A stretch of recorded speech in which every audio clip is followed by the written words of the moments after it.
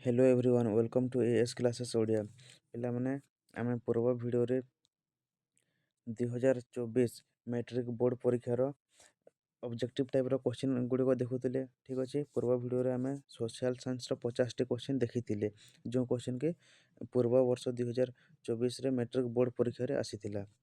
ठीक अछि, आज आमे ए वीडियो रे 2024 बोर्ड परीक्षार कोन जनरल साइंस ठीक अछि, जनरल साइंस को आमे देखिबा।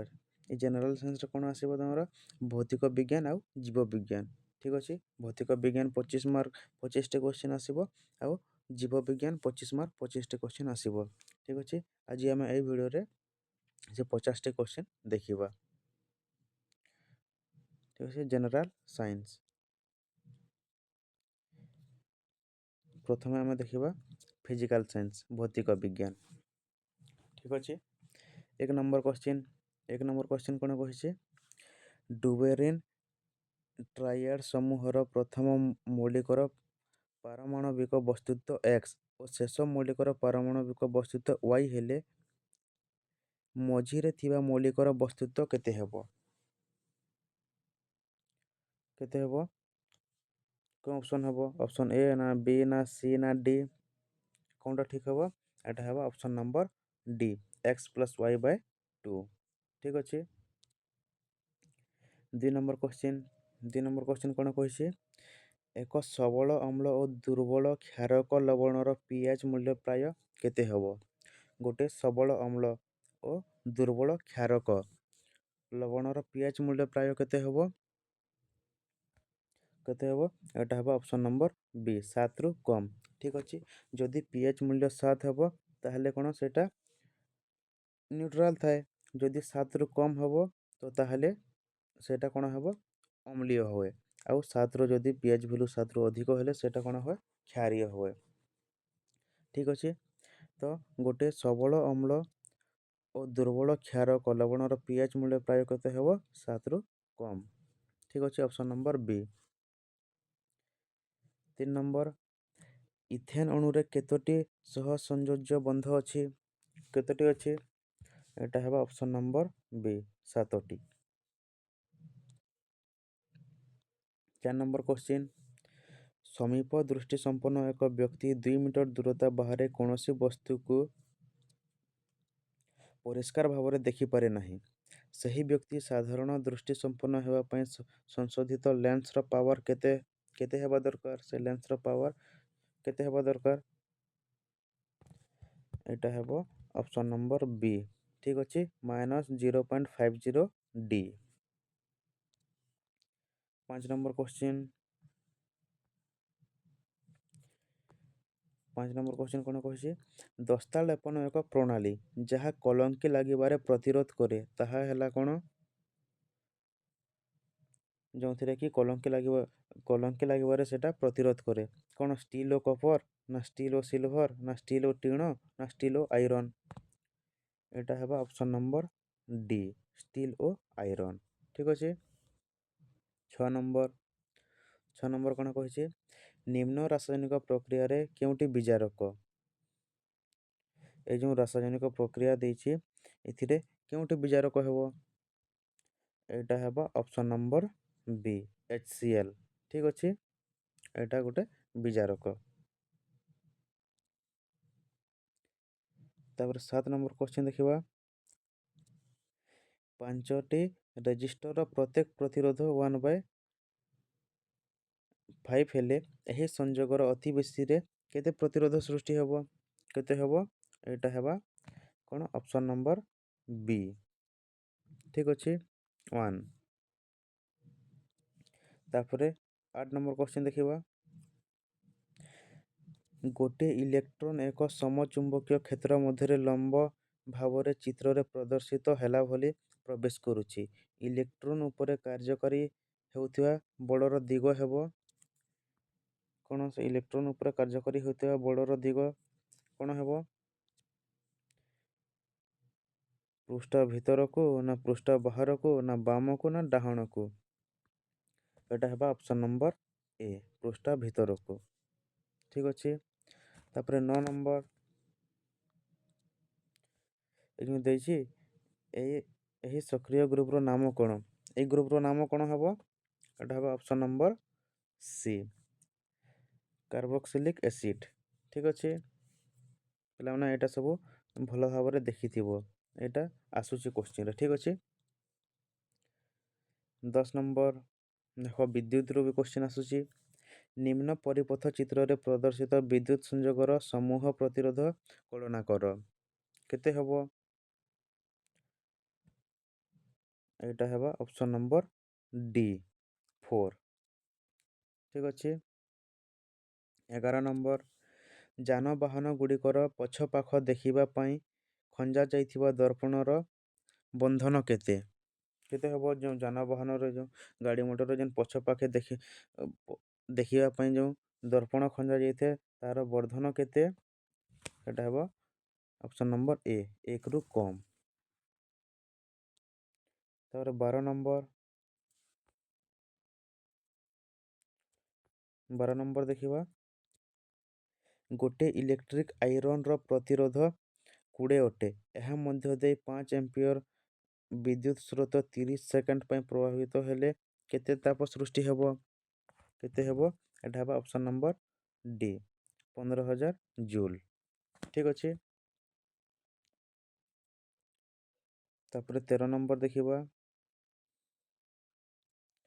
ଗୋଟିଏ ମୌଳିକ Xର ବସ୍ତୁତ୍ୱ ସଂଖ୍ୟା 40 ଏବଂ ଏଥିରେ 21ଟି ନ୍ୟୁଟ୍ରନ୍ ଥିଲେ ଏହା ଆଧୁନିକ ପର୍ଯ୍ୟାୟ ସାରଣୀର କେଉଁ ଗ୍ରୁପରେ ରହିବ? ଗ୍ରୁପ୍ 1 ନା ଗ୍ରୁପ୍ 2 ନା ଗ୍ରୁପ୍ 3 ନା ଗ୍ରୁପ୍ 4? କେଉଁ ଗ୍ରୁପରେ ରହିବ?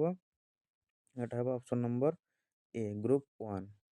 ଠିକ୍ ଅଛି ପିଲାମାନେ, ଠିକ୍ସେ ଦେଖୁଥାଅ କେଉଁ ଟପିକ୍ରୁ କୋଶ୍ଚିନ୍ ଆସୁଛି। ଠିକ୍ ଅଛି, ସେ ଟପିକ୍କୁ ଟିକେ ଭଲ ଭାବରେ ଦେଖିଥିବ। ତାପରେ 14 ନମ୍ବର, ପ୍ରିଜିମ୍ ମଧ୍ୟରେ ଆପତିତ ରଶ୍ମି ଓ ନିର୍ଗତ ରଶ୍ମି ମଧ୍ୟରେ ଥିବା କୋଣର କାମ କ'ଣ? କୋଣର ଏଇଟା ନାମ ହେବ। ଠିକ୍ ଅଛି। ଆପତନ କୋଣ ନା ପ୍ରତିଶ୍ରୁତ କୋଣ ନା ବିକିରଣ କୋଣ ନା ବିଚଳନ କୋଣ? କେଉଁ କୋଣ ହେବ? ଏଟା ହେବ ଅପସନ୍ ନମ୍ବର ଡି, ବିଚଳନ କୋଣ। ଠିକ୍ ଅଛି। 15 ନମ୍ବର କୋଶ୍ଚିନ୍ କ'ଣ କହିଛି? ଆଲୋକର କେଉଁ ପରିଘଟଣା ପାଇଁ ଆକାଶ ନୀଳ ଦେଖାଯାଏ? ବିଚ୍ଛୁରଣ ପାଇଁ, ପ୍ରତିସରଣ ପାଇଁ, ପ୍ରତିଫଳନ ପାଇଁ ନା ବିକିରଣ ପାଇଁ? କେଉଁ ଘଟଣା ପାଇଁ ଆକାଶ ନୀଳ ଦେଖାଯାଏ? ବିଚ୍ଛୁରଣ ପାଇଁ। ଠିକ୍ ଅଛି, option number A. 16 number, pH ମୂଲ୍ୟ 1, 7 ଓ 14 ଥିବା ଦ୍ରବଣରେ ଖଣ୍ଡେ pH ପେପର ବୁଡ଼ାଇଲେ ସେଗୁଡ଼ିକର ରଙ୍ଗରେ ଯଥାକ୍ରମେ କି ପରିବର୍ତ୍ତନ ହେବ? କେଉଁ ପରିବର୍ତ୍ତନ ହେବ? ଏଇଟା ହେବ ଅପସନ୍ ନମ୍ବର କ'ଣ? ବି, ଲାଲ, ସବୁଜ ଓ ନୀଳ। ଠିକ୍ ଅଛି ପିଲାମାନେ, ଭିଡ଼ିଓଟି ବହୁତ ଲମ୍ବା ହେଇଯିବ, ସେଥିପାଇଁ ମୁଁ ଶୀଘ୍ର କହିଦେଉଛି ଆନ୍ସର୍ ଗୁଡ଼ିକ। ଠିକ୍ ଅଛି। 17 ନମ୍ବର, ଗୋଟିଏ ଇଲେକ୍ଟ୍ରିକ୍ ବଲ୍ବର ସୂତ୍ର ଫିଲାମେଣ୍ଟ ମଧ୍ୟ ଦେଇ 1 ଏମ୍ପିୟର ବିଦ୍ୟୁତ ସ୍ରୋତ ପ୍ରବାହିତ ହେଉଛି। 16 ସେକେଣ୍ଡରେ ଏହି ବଲ୍ବର ଫିଲାମେଣ୍ଟର ପ୍ରସ୍ଥଚ୍ଛେଦ ମଧ୍ୟ ଦେଇ ପ୍ରବାହିତ ହେଉଥିବା ଇଲେକ୍ଟ୍ରନ୍ ସଂଖ୍ୟା କେତେ ହେବ? କେତେ ହେବ? ଏଇଟା ହେବ ଅପସନ୍ ନମ୍ବର ବି। ଠିକ୍ ଅଛି। 18 ନମ୍ବର କ'ଣ କହିଛି? ସାବୁନ ମିସେଲ ରୂପରେ ସଫା କରିବାକୁ ସମର୍ଥ ହୁଏ, କାରଣ? କେଉଁଥିପାଇଁ ହୁଏ? କାରଣ ଏଇଟା ହେବ ଅପସନ୍ ନମ୍ବର ଡି, ଉପରୋକ୍ତ ସମସ୍ତ। ମିସେଲର କେନ୍ଦ୍ରରେ ତୈଳାକ୍ତ ମଇଳା ସଂଗୃହୀତ ହୁଏ, ସେଥିପାଇଁ ମିସେଲ ଗୁଡ଼ିକ ଦ୍ରବଣରେ ଇଲଏଡ୍ ରୂପ ରହେ, ସେଥିପାଇଁ ଆୟନ ବିକର୍ଷଣ ଯୋଗୁଁ ଏକତ୍ରିତ ହୋଇ ଅବକ୍ଷେପିତ ହୁଏ ନାହିଁ। ଠିକ୍ ଅଛି, ଏଇଟା ହେବ ଉପରୋକ୍ତ ସମସ୍ତ, ଅପସନ୍ ନମ୍ବର ଡି। 19 ନମ୍ବର, କେଉଁ ନିୟମ ଅନୁସାରେ ରାସାୟନିକ ସମୀକରଣ ଗୁଡ଼ିକୁ ସମତୁଲ କରାଯାଏ? କେଉଁ ନିୟମ? ଏଇଟା ହେବ ଅପସନ୍ ନମ୍ବର ଏ, ବସ୍ତୁତ୍ୱ ସଂରକ୍ଷଣ ନିୟମ। ଠିକ୍ ଅଛି। 20 ନମ୍ବର, ଅମ୍ଳରାଜରେ ସଦ୍ୟ ପ୍ରସ୍ତୁତ ଗାଢ଼ ନାଇଟ୍ରିକ୍ ଏସିଡ୍ ଏବଂ ଗାଢ଼ ହାଇଡ୍ରୋକ୍ଲୋରିକ୍ ଏସିଡ୍ର ଅନୁପାତ କେତେ ହେବ? ଏଇଟା ହେବ ଅପସନ୍ ନମ୍ବର ବି, 1:3। ଠିକ୍ ଅଛି ପିଲାମାନେ।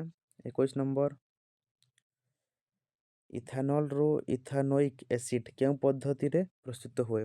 କେଉଁ ପଦ୍ଧତି? ବିଜାରଣ ନା ଜାରଣ ନା ହାଇଡ୍ରୋଲିସିସ୍ ନା ଉଦ୍ନାନୀକରଣ? କେଉଁଟା ହେବ? ଏଇଟା ହେବ ଅପସନ୍ ନମ୍ବର ବି, ଜାରଣ। ଠିକ୍ ଅଛି। ଇଥାନଲରୁ ଇଥାନୋଇକ୍ ଏସିଡ୍ ଜାରଣ ପଦ୍ଧତିରେ ପ୍ରସ୍ତୁତ ହୋଇଥାଏ। 22 ନମ୍ବର, ଗୋଟିଏ ବିଦ୍ୟୁତ୍ ସ୍ରୋତଧାରୀ ଦୀର୍ଘ ଓ ସଳଖ ସୋଲେନୋର ଭିତର ଅଂଶର ଚୁମ୍ବକୀୟ କ୍ଷେତ୍ର କ'ଣ ହେବ? ଏଇଟା ହେବ ଅପସନ୍ ନମ୍ବର ସି, ସବୁଠାରେ ସମାନ ରହିବ ସେଇଟା। ଠିକ୍ ଅଛି। 23 ନମ୍ବର, ଗୋଟିଏ ମୌଳିକ ଅକ୍ସିଜେନ୍ ସହ ପ୍ରତିକ୍ରିୟା କରି ଉଚ୍ଚ ଗଳନାଙ୍କ ବିଶିଷ୍ଟ ଯୌଗିକ ସୃଷ୍ଟି କରେ। ଏହା ମଧ୍ୟ ଜଳରେ ଦ୍ରବଣୀୟ। ନିମ୍ନୋକ୍ତ ମୌଳିକ ମଧ୍ୟରୁ କେଉଁଟି ହେବ? କେଉଁଟି ହେବ? ଏଇଟା ହେବ ଅପସନ୍ ନମ୍ବର ଡି, କ୍ୟାଲସିୟମ୍ ହେବ। ଠିକ୍ ଅଛି। 24 ନମ୍ବର, ଏକ ଗୃହ ବିଦ୍ୟୁତ୍ ପରିପଥରେ 5 ଏମ୍ପିୟରର ଏକ ଫ୍ୟୁଜ୍ ସଂଯୁକ୍ତ ହୋଇଛି। ଠିକ୍ ଅଛି। କେତେ ଏମ୍ପିୟରର? 5 ଏମ୍ପିୟରର। ଯଦି ମୁଖ୍ୟ ବିଦ୍ୟୁତ୍ ଯୋଗାଣ 2 ରୁ 10 ଭୋଲ୍ଟ ହୁଏ, ତାହେଲେ 40 ୱାଟ୍ର 240, ଏଇଟା 240।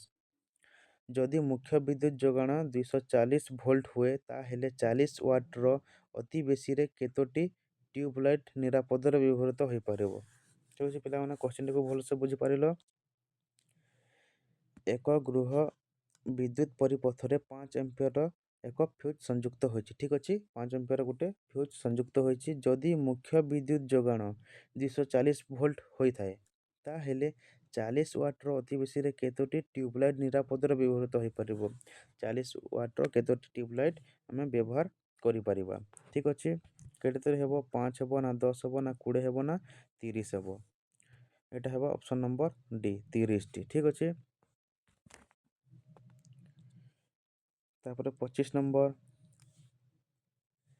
ଗୋଟିଏ ଆଲୋକ୍ୟ ଉପକରଣ 2ଟି ଲେନ୍ସରେ ତିଆରି ହୋଇଛି। ଠିକ୍ ଅଛି। ଲେନ୍ସ ଦ୍ୱୟର ପାୱାର ଯଥାକ୍ରମେ 12D ଓ +12D ଓ -2D ହେଲେ ଏହି ମିଶ୍ରିତ ଲେନ୍ସ ଦ୍ୱୟର ଫୋକସ୍ ଦୂରତା କେତେ ହେବ? 10 ହେବ ନା 5 ହେବ ନା 1 ହେବ ନା 0.1 ହେବ? କେତେ ହେବ? ଏଇଟା ହେବ ଅପସନ୍ ନମ୍ବର ଡି, 0.1। ଠିକ୍ ଅଛି। ଆମ ଭୌତିକ ବିଜ୍ଞାନର 25ଟା କ୍ୱେଶ୍ଚନ୍ ସରିଗଲା। ଏବେ ଆମେ ଜୀବ ବିଜ୍ଞାନର 25ଟି କ୍ୱେଶ୍ଚନ୍ ଡିସ୍କସନ୍ କରିବା। ଠିକ୍ ଅଛି। ପିଲାମାନେ ଠିକ୍ସେ ଦେଖୁଥାଅ କେଉଁ କେଉଁ ଟପିକ୍ରୁ କ୍ୱେଶ୍ଚନ୍ ଆସୁଛି, ଠିକ୍ସେ ଦେଖିଥାଅ। ସେ ଟପିକ୍କୁ ଟିକେ ବେଶୀ ଭଲ ଭାବରେ ଦେଖିଥିବ। ଠିକ୍ ଅଛି। ତାପରେ ଆମେ ଜୀବ ବିଜ୍ଞାନ ଦେଖିବା। ଗର୍ଭାଶୟର ନଳିଆ ଅଂଶକୁ କ'ଣ କୁହାଯାଏ? ଗର୍ଭାଶୟର ସେ ନଳିଆ ଅଂଶକୁ କ'ଣ କୁହାଯାଏ? କ'ଣ କୁହାଯାଏ? ଏଇଟା ହେବ ଅପସନ୍ ନମ୍ବର ବି, ଜରାୟୁ ଗ୍ରୀବା। ଠିକ୍ ଅଛି। 27 ନମ୍ବର, ଏକ କ୍ରମବର୍ଦ୍ଧିଷ୍ଣୁ ଉଦ୍ଭିଦକୁ ଭୂମି ସହିତ ସମାନ୍ତର ଭାବେ ରଖିଲେ ଆଲୋକ ଆଡ଼କୁ ତାହାର କାଣ୍ଡ ବଢ଼ିବାର କାରଣ କ'ଣ? ଗୋଟେ କ'ଣ କ୍ରମବର୍ଦ୍ଧିଷ୍ଣୁ ଉଦ୍ଭିଦକୁ ଭୂମି ସହିତ ଯଦି ଆମେ ସମାନ୍ତର ଭାବେ ରଖିବା, ତାହେଲେ ଆଲୋକ ଆଡ଼କୁ ତାହାର କାଣ୍ଡ ବଢ଼ିବାର କାରଣ କ'ଣ? ଅଗ୍ର ଅଂଶର ଊର୍ଦ୍ଧ୍ୱ ଭାଗରେ ଅଧିକ ସାନ୍ଦ୍ରତା ବିଶିଷ୍ଟ ହର୍ମୋନ୍ ଥିବାରୁ, ନା ଅଗ୍ର ଅଂଶର ଊର୍ଦ୍ଧ୍ୱ ଭାଗରେ ହର୍ମୋନ୍ ସାନ୍ଦ୍ରତା କମ୍ ଥିବାରୁ, ନା ଅଗ୍ର ଅଂଶର ନିମ୍ନ ଭାଗରେ ହର୍ମୋନ୍ ସାନ୍ଦ୍ରତା କମ୍, ନା ଅଗ୍ର ଅଂଶର ଉଭୟ ଭାଗରେ ହର୍ମୋନ୍ ସାନ୍ଦ୍ରତା ସମାନ? କ'ଣ ହେବ?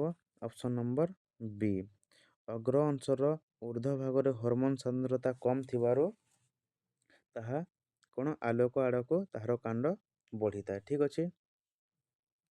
28 ନମ୍ବର, ମଣିଷ ଶରୀରରେ ଅମ୍ଳଜାନ ଯୁକ୍ତ ରକ୍ତ ସଞ୍ଚାଳନ ସମ୍ପର୍କରେ କେଉଁ ଉକ୍ତିଟି ଠିକ୍? କ'ଣ ଠିକ୍ ହେବ? ବାମ ପଟର ଅଳିନ୍ଦ ଓ ନିଳୟ ମଧ୍ୟ ଦେଇ ରକ୍ତ ପ୍ରବାହ, ହଁ ଏଇଟା ହେଇପାରିବ। ଦକ୍ଷିଣ ପଟର ଅଳିନ୍ଦ ଓ ନିଳୟ ମଧ୍ୟରେ ରକ୍ତ ପ୍ରବାହ, ନା ଏଇଟା ହେବ ନାହିଁ। ବାମ ପଟର ଅଳିନ୍ଦ ଓ ଦକ୍ଷିଣ ପଟର ନିଳୟ ମଧ୍ୟରେ ରକ୍ତ ପ୍ରବାହ, ନା ଏଇଟା ହେବ ନାହିଁ। ଦକ୍ଷିଣ ପଟର ଅଳିନ୍ଦ ଓ ବାମ ପଟର ନୀଳୟ ମଧ୍ୟରେ ନା ଏଇଟା ହେବ ଅପସନ୍ ନମ୍ବର ଏ। ଠିକ୍ ଅଛି। 29 ନମ୍ବର, କେଉଁ ପ୍ରକ୍ରିୟାରେ ମୂଳ ଲୋମ ଦ୍ୱାରା ଜଳର ଶୋଷଣକୁ ସକ୍ରିୟ ଶୋଷଣ କୁହାଯାଇପାରିବ? କେଉଁ ପ୍ରକ୍ରିୟାରେ? ଟ୍ରାକିଡ୍ ନା ବିସରଣ ନା ବିପଚନ ଶକ୍ତି ପ୍ରୟୋଗ ନା ସଂଶୋଷଣ? କେଉଁ ପ୍ରକ୍ରିୟାରେ? ଏଇଟା ହେବ ଅପସନ୍ ନମ୍ବର ସି, ବିପଚନ ଶକ୍ତି ପ୍ରୟୋଗ। ଠିକ୍ ଅଛି। 30 ନମ୍ବର, କେଉଁ ଯୋଡ଼ାଟି ଅସମ୍ବନ୍ଧିତ? କେଉଁ ଯୋଡ଼ାଟି ହେବ? କ୍ଲୋରୋଫ୍ଲୋରୋକାର୍ବନ ଓଜୋନ ଛିଦ୍ର, ନା ଏଇଟା ହେବ ନାହିଁ। ପାରଦ ଜୈବ ଅବନତି ଅକ୍ଷମ, ନା ଏଇଟା ହେବ ନାହିଁ। ନାଇଟ୍ରୋଜେନ୍ ଅକ୍ସାଇଡ୍ ମରୁପ୍ରସାର, ହଁ ଏଇଟା ହେଇପାରିବ। ସଲଫର ଡାଇଅକ୍ସାଇଡ୍ ଅମ୍ଳ ବର୍ଷା। ଠିକ୍ ଅଛି, ଏଇଟା ହେବ ଅପସନ୍ ନମ୍ବର ସି। ଡି ବି ହେବ ନାହିଁ। ଠିକ୍ ଅଛି, କେଉଁ ଯୋଡ଼ାଟି ଅସମ୍ବନ୍ଧିତ କହିଛି। ଠିକ୍ ଅଛି। ତାପରେ ଦେଖିବା 31 ନମ୍ବର କ୍ୱେଶ୍ଚିନ୍, ମାନବ ଜାତିର ନାମଟିକୁ ସୂଚାଅ। ମାନବ ଜାତିର ନାମଟିକୁ ଆମେ କ'ଣ କହିଥାଉ? ହୋମୋ କହିଥାଉ, ନା ହୋମୋ ହ୍ୟାବିଲିସ୍ କହିଥାଉ, ନା ହୋମୋ ଇରେକ୍ଟସ୍, ନା ହୋମୋ ସାପିଏନ୍ସ? ଏଇଟା ହେବ option number D, homo Sapiens. ଠିକ୍ ଅଛି। 32 ନମ୍ବର, ଖାଦ୍ୟ ଶୃଙ୍ଖଳରେ କେଉଁଟି ଅନ୍ୟ ତିନୋଟି ଠାରୁ ପୃଥକ୍? ଖାଦ୍ୟ ଶୃଙ୍ଖଳରେ ସାପ, ଚିଲ, ବେଙ୍ଗ, ଝିଣ୍ଟିକା। କେଉଁଟା ହେବ? ଏଇଟା ହେବ ଅପସନ୍ ନମ୍ବର ବି, ଚିଲ। ଠିକ୍ ଅଛି।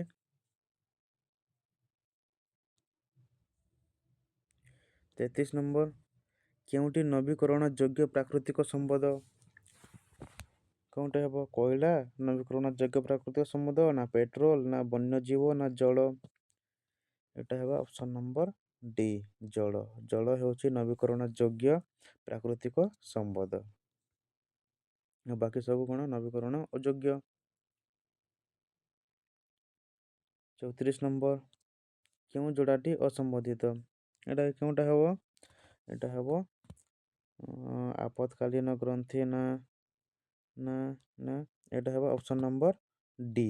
ଠିକ୍ ଅଛି, ଥାଇରଏଡ଼ ଗ୍ରନ୍ଥି ଆଉ କ'ଣ? ପାରାଥର୍ମୋନ୍। ଠିକ୍ ଅଛି। 35 ନମ୍ବର,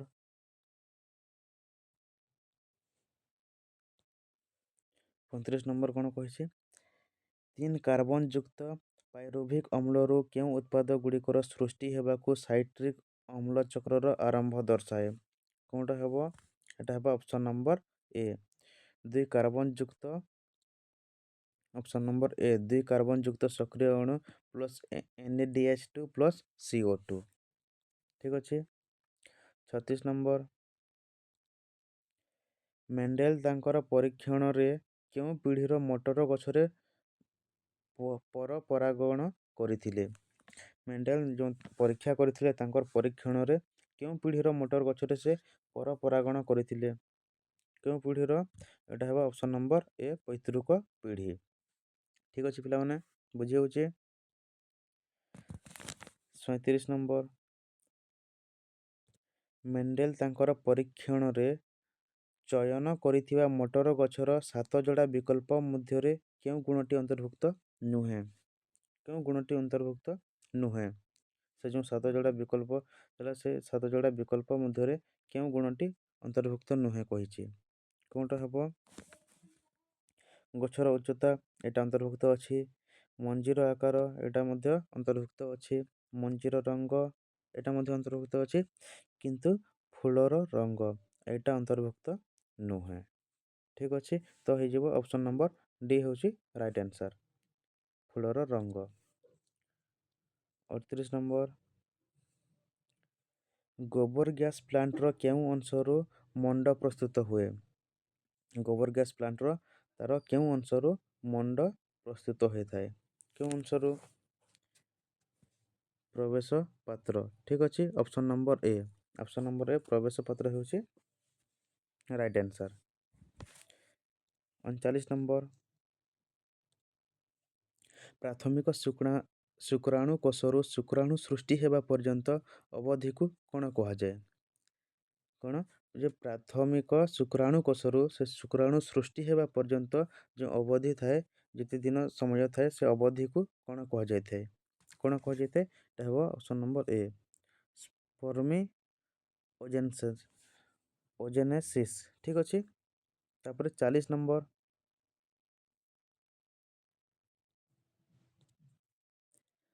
40 ନମ୍ବର କ'ଣ କହିଛି? କେଉଁ ଦୁଇଟି ସମଜାତ ଅଙ୍ଗ?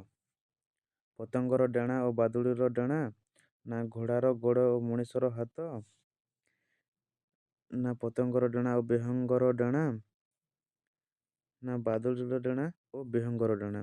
କେଉଁ ଦୁଇଟି ସମଜାତ ଅଙ୍ଗ? କେଉଁ ଦୁଇଟି ହେଉଛି ସମଜାତ ଅଙ୍ଗ? ଏଇଟା ହେବ ଅପସନ୍ ନମ୍ବର ବି ଘୋଡ଼ାର ଗୋଡ଼ ଓ ମଣିଷର ହାତ ହେଉଛି ସମଜାତ ଅଙ୍ଗ। ଠିକ୍ ଅଛି। 41 ନମ୍ବର 41 ନମ୍ବର କ'ଣ କହିଛି? ବଂଶ ବିସ୍ତାର ସମୟରେ କେଉଁଟିରେ ଅନୁଲମ୍ବ ଦ୍ୱିବିଭାଜନ ଦେଖାଯାଏ?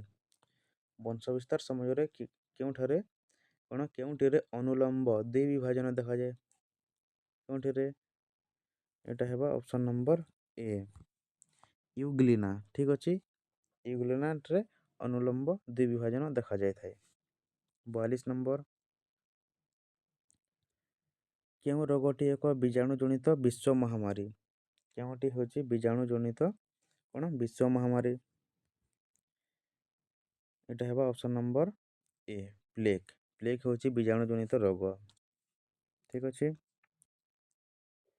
43 ନମ୍ବର ବୃକକ୍‌ର କେଉଁ ଅଂଶରେ ରକ୍ତ ଛଣା କାର୍ଯ୍ୟ ହୋଇଥାଏ? ବୃକକ୍‌ର ତାର କେଉଁ ଅଂଶରେ ରକ୍ତ ଛଣା କାର୍ଯ୍ୟ କରିଥାଏ? ବୃକକ୍ ମୂତ୍ରମାର୍ଗ, ନା ମୂତ୍ରାଶୟ, ନା ଗଭୀଣି ବସ୍ତି, ନା ଗ୍ଲୋମେରୁଲସ୍? କେଉଁଠାରେ? ଏଇଟା ହେବ ଅପସନ୍ ନମ୍ବର ଡି ଗ୍ଲୋମେରୁଲସ୍। ଠିକ୍ ଅଛି। ବୃକକ୍‌ର ଗ୍ଲୋମେରୁଲସ୍ ଠାରେ ରକ୍ତ ଛଣା କାର୍ଯ୍ୟ ହୋଇଥାଏ। 44 ନମ୍ବର ପାକତନ୍ତ୍ରର କେଉଁ ଗ୍ରନ୍ଥିଟି ଅନ୍ୟ ତିନୋଟି ଠାରୁ ଏକ ପୃଥକ୍ କାର୍ଯ୍ୟ କରେ? କେଉଁ ଗ୍ରନ୍ଥି? ଲାଲ ଗ୍ରନ୍ଥି, ନା ଜଠର ଗ୍ରନ୍ଥି, ନା ଆନ୍ତରିକ ଗ୍ରନ୍ଥି, ନା ଯକୃତ? ଏଇଟା ହେବ ଅପସନ୍ ନମ୍ବର ଡି ଯକୃତ। ଠିକ୍ ଅଛି। 45 ନମ୍ବର କୋଭିଡ୍-19ର ରାସାୟନିକ ଗଠନରେ କେଉଁ ଉପାଦାନ ଗୁଡ଼ିକ ଥାଏ? କୋଭିଡ୍-19ର ରାସାୟନିକ ଗଠନରେ କେଉଁ ଉପାଦାନ ଗୁଡ଼ିକ ଥାଏ? କେଉଁ ଉପାଦାନ ଥାଏ? ଆର୍ଏନ୍ଏ ଓ ଆର୍ଏନ୍ଏ ପ୍ଲସ୍ ପୁଷ୍ଟିସାର। ଠିକ୍ ଅଛି। ଅପସନ୍ ନମ୍ବର ବି ଆର୍ଏନ୍ଏ ଓ ପୁଷ୍ଟିସାର। ଠିକ୍ ଅଛି। 46 ନମ୍ବର କ୍ୱେଶ୍ଚନ୍ ଦେଖିବା। କେଉଁଟି ସ୍ୱସ୍ଥାନେ ସଂରକ୍ଷଣର ଏକ ଉଦାହରଣ? କେଉଁଟି ସ୍ୱସ୍ଥାନେ ସଂରକ୍ଷଣର ଏକ ଉଦାହରଣ? ଏଟା ହେବ ଅପସନ୍ ନମ୍ବର ବି ଜାତୀୟ ଉଦ୍ୟାନ। ଠିକ୍ ଅଛି।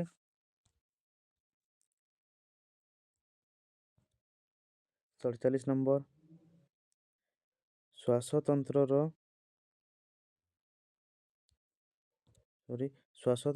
କେଉଁ ଅଙ୍ଗରେ ଗ୍ୟାସ୍ ବିନିମୟ ହୋଇଥାଏ? ଶ୍ୱାସତନ୍ତ୍ରର ତାର କେଉଁ ଅଙ୍ଗରେ ଗ୍ୟାସ୍ ବିନିମୟ ହୋଇଥାଏ? ଶ୍ୱାସନଳୀ, ନା ଶ୍ୱାସନଳିକା, ନା ଗ୍ରସନୀ, ନା କୋଟରିକା? କୋଉଟା? ଏଟା ହେବ ଅପସନ୍ ନମ୍ବର ଡି କୋଟରିକା।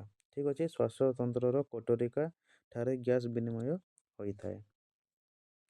48 ନମ୍ବର ଉଦ୍ଭିଦର ରେଚନ ସଂକ୍ରାନ୍ତ ଭୁଲ ଉକ୍ତିଟିକୁ ସୂଚାଅ। କେଉଁଟି ଭୁଲ? ଉଦ୍ଭିଦର ରେଚନ ସଂକ୍ରାନ୍ତରେ କେଉଁ ଉକ୍ତିଟି ଭୁଲ? କେଉଁ ଉକ୍ତି ଭୁଲ ହେବ? କୋଷ ମଧ୍ୟସ୍ଥ ରସଧାନୀରେ ବର୍ଜ୍ୟବସ୍ତୁ ସଂଗ୍ରହ ହୋଇପାରେ। ଏ ଉକ୍ତିଟି ଠିକ୍ ଅଛି। ପରିପକ୍ୱ ଜାଇଲେମରେ ଟାନିନ୍ ଭଳି ବର୍ଜ୍ୟବସ୍ତୁ ସଂଗ୍ରହ ହୁଏ। ଏଟା ବି ଠିକ୍ ଅଛି। କ୍ୱିନାଇନ୍ ଏକ ଜୈବ ଅମ୍ଳ। ନା, ଏଟା ଭୁଲ। ନିକୋଟିନ୍ ଏକ ଉପକ୍ଷାର। ହଁ, ଏଟା ଠିକ୍। ତାହେଲେ କେଉଁ ଉକ୍ତିଟି ଭୁଲ ସେଇଟା ସୂଚା ବୁଝେ, ତ ଏଇଟା ହେବ ଅପସନ୍ ନମ୍ବର ସି। ଠିକ୍ ଅଛି। ଏଇଟା ହେବ ରାଇଟ୍ ଆନ୍ସର୍। 49 କ'ଣ କହିଛି? କେଉଁ ଶ୍ୱେତସାର ଜାତୀୟ ଖାଦ୍ୟରେ ଅଧିକ ମାତ୍ରାରେ ସୁକ୍ରୋଜ୍ ରହିଛି? କେଉଁ ଶ୍ୱେତସାର ଜାତୀୟ ଖାଦ୍ୟରେ ଅଧିକ ମାତ୍ରାରେ ସୁକ୍ରୋଜ୍ ରହିଛି? ଆଳୁ ଓ ଭାତ, ନା ଫଳରସ ଓ ପନିପରିବା, ନା ଚିନି ଓ ଗୁଡ଼, ନା ଚିନି ଓ ଆଳୁ? କେଉଁଟା ହେବ? ଅପସନ୍ ନମ୍ବର ସି ଚିନି ଓ ଗୁଡ଼। ଠିକ୍ ଅଛି। ଏଥିରେ କ'ଣ ଅଧିକ ମାତ୍ରାରେ ସୁକ୍ରୋଜ୍ ରହିଥାଏ? ଚିନି ଓ ଗୁଡ଼ରେ। ଆଜିର ଶେଷ ପ୍ରଶ୍ନ 50 ନମ୍ବର କ'ଣ କହିଛି? କେଉଁ ଉପାୟରେ HIV ଏଡ୍ସର ସଂକ୍ରମଣ ହୁଏ ନାହିଁ? କେଉଁଥି ହୁଏ ନାହିଁ? କେଉଁ ଉପାୟରେ? ସଂକ୍ରମିତ ସିରିଞ୍ଜ ବ୍ୟବହାର ଏଇଟା କଲେ ହେବ, ସଂକ୍ରମିତ ହେବ। ରୋଗୀ ସହିତ ମିଳାମିଶା, ରୋଗୀ ସହିତ ମିଳାମିଶା ଏଇଟା ବୋଧେ ସଂକ୍ରମଣ ହୁଏ ନାହିଁ। ଅନୈତିକ ଦୈହିକ ସମ୍ପର୍କ ଏଇଟା ସଂକ୍ରମଣ ହେବାର ଚାନ୍ସ ଅଛି।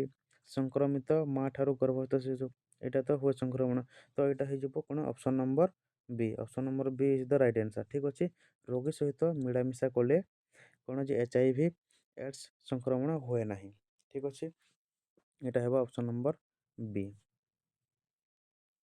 ଠିକ୍ ଅଛି ପିଲାମାନେ, ଭିଡ଼ିଓଟି ଭଲ ଲାଗୁଛି? ଯଦି ଭିଡ଼ିଓଟି ଭଲ ଲାଗୁଛି ତାହେଲେ ଚ୍ୟାନେଲକୁ ସବସ୍କ୍ରାଇବ୍ ଆଉ ଭିଡ଼ିଓକୁ ଗୋଟେ ଲାଇକ୍ କରିଦେବ। ଠିକ୍ ଅଛି। ଆଉ ଭିଡ଼ିଓଟି କେମିତି ଲାଗୁଛି ତାହା କମେଣ୍ଟ ବକ୍ସରେ ଜଣାଇବ। ଆଉ ଟେଲିଗ୍ରାମରେ ଲିଙ୍କ୍ ଦେଇଦେବି, ତୁମେମାନେ ଟେଲିଗ୍ରାମରେ ଯୋଡ଼ି ହେଇକି ଏଇ କୋଶ୍ଚିନ୍ର PDF ପାଇପାରିବ। ଠିକ୍ ଅଛି ପିଲାମାନେ, ଥ୍ୟାଙ୍କ ୟୁ।